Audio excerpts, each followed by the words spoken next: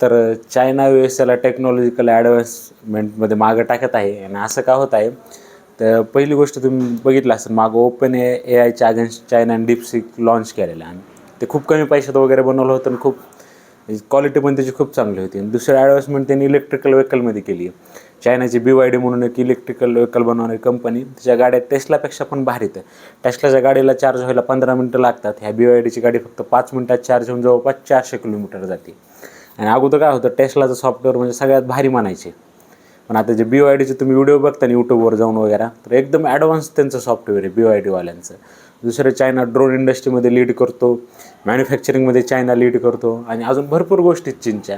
त्यामुळे असं व्हायला लागलं आहे की अमेरिकेला चीन मागं टाकते टेक्नॉलॉजिकल ॲडव्हान्समेंटमध्ये. अशी म्हणजे ग्लोबल ऑर्डरमध्ये चर्चा चालू आहे की, आणि कारण ओपन AIच्या अगेन्स्ट त्यांनी डीपसीक लॉन्च केलं, आता टेस्लाच्या अगेन्स्ट त्यांनी BYD लॉन्च केली, अजून ज्या अमेरिकन टेक जॉईंट आहेत त्यांच्या अगेन्स्ट चायनीज स्वतःच्या कंपन्या लॉन्च करायला. तर